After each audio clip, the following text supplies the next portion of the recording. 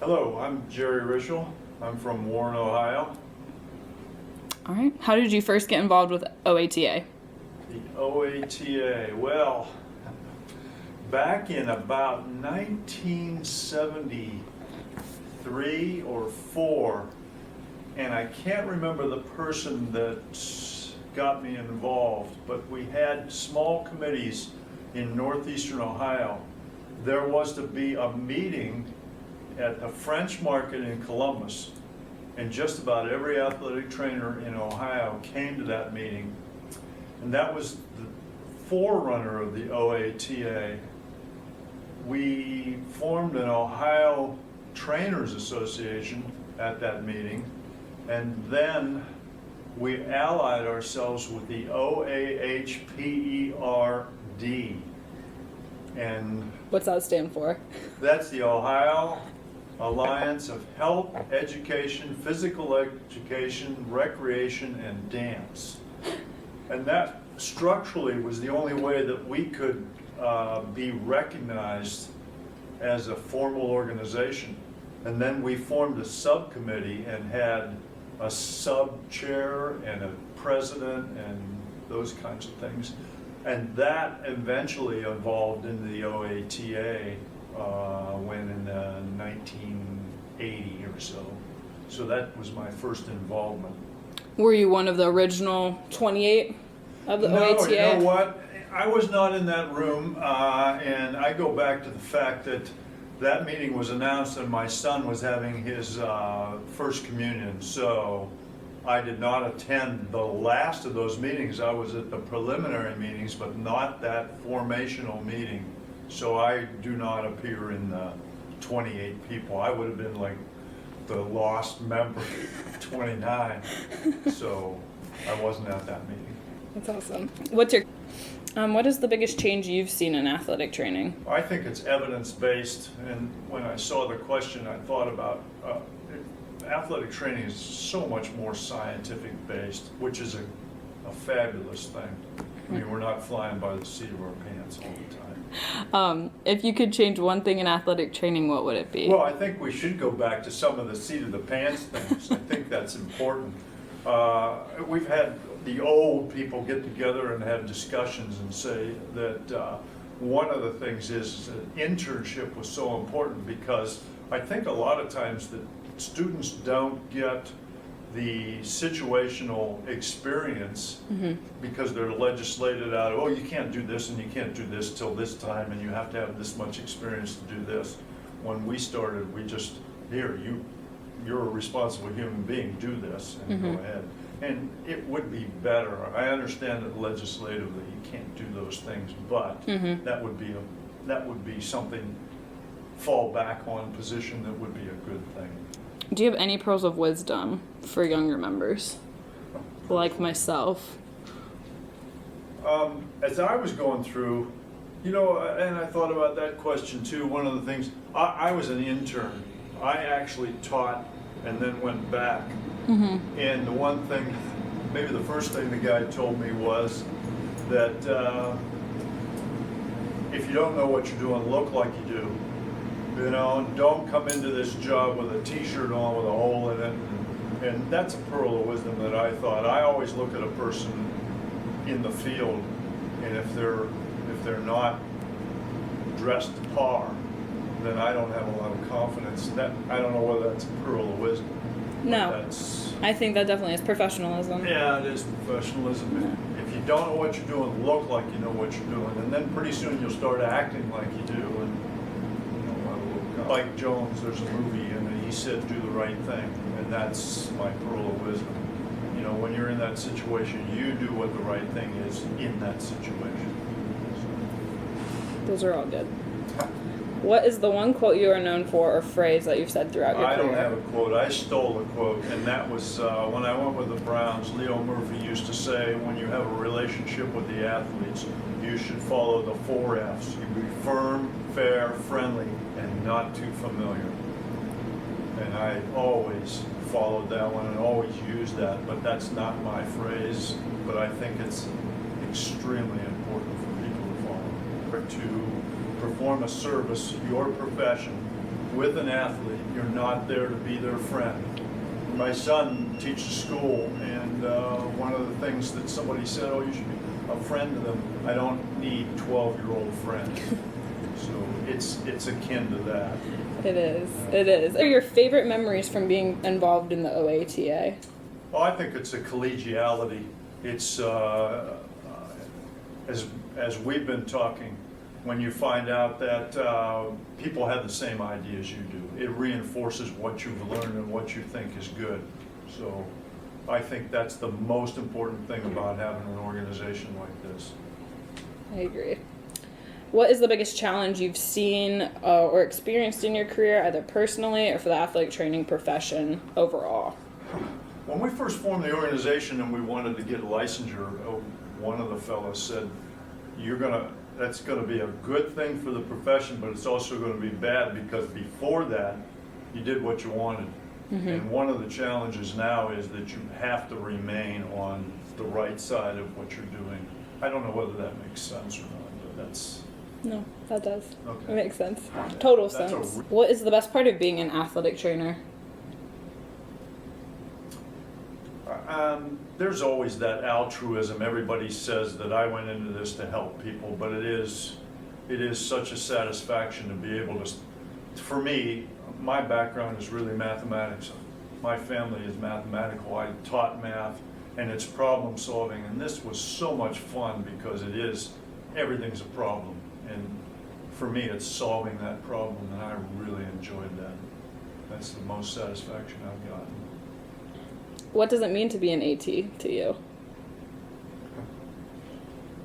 I think it's a place where you get a sense of return. You know, you're giving something, but you also get a return. People are so happy.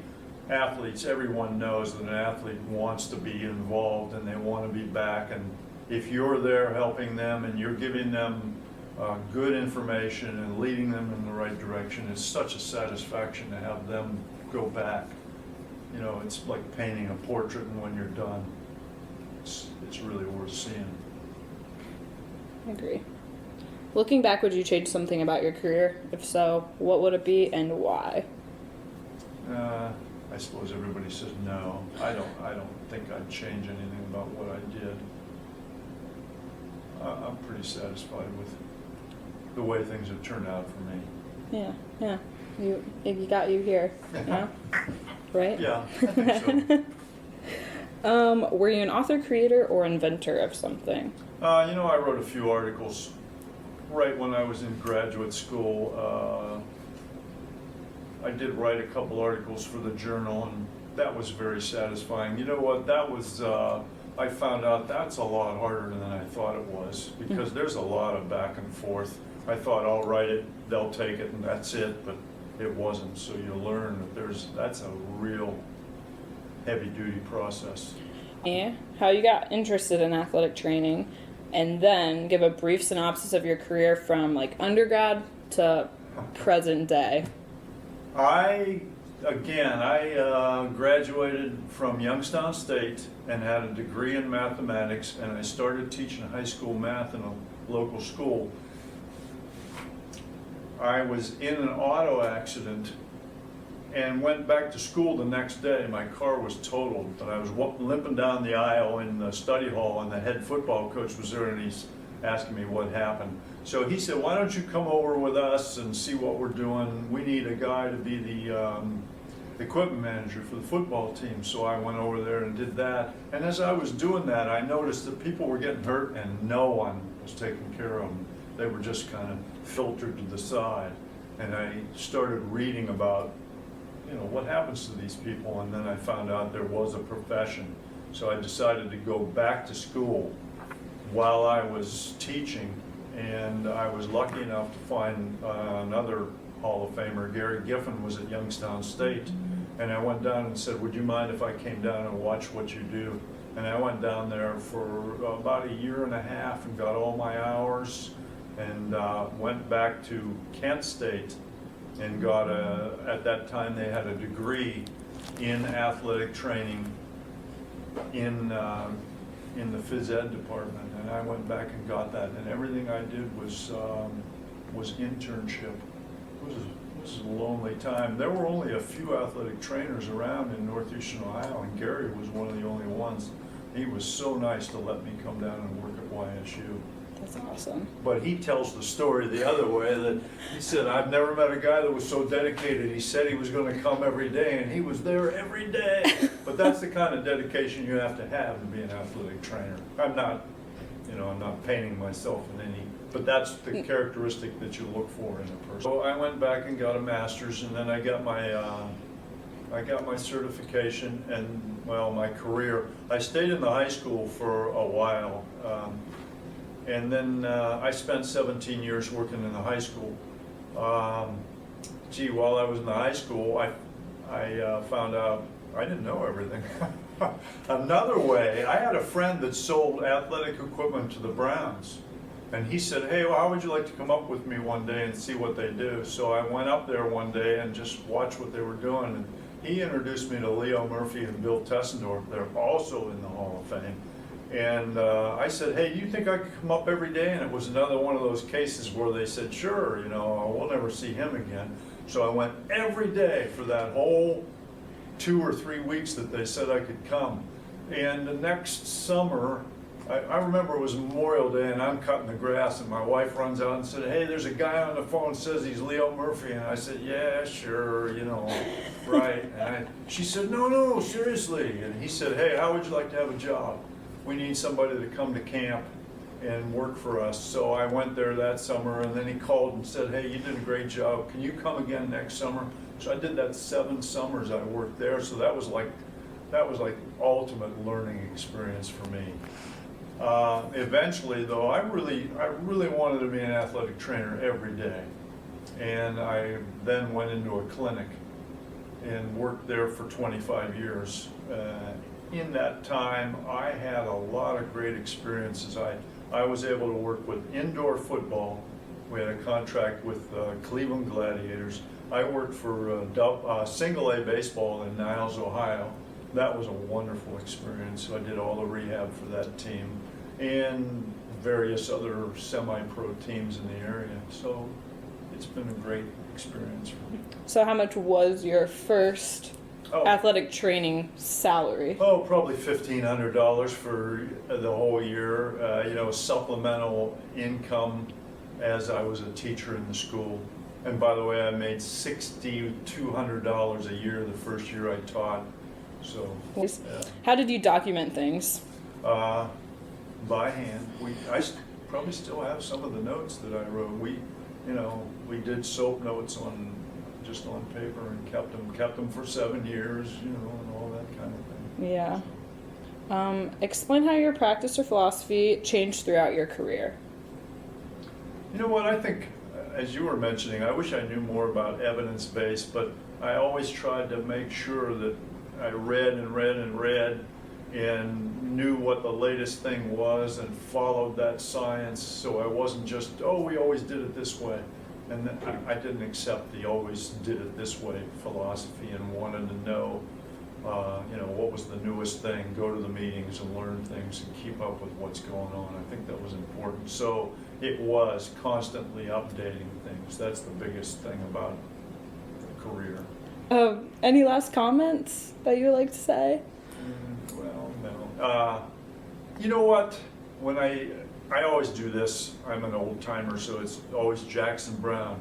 Nothing survives but the way we live our lives. That's it.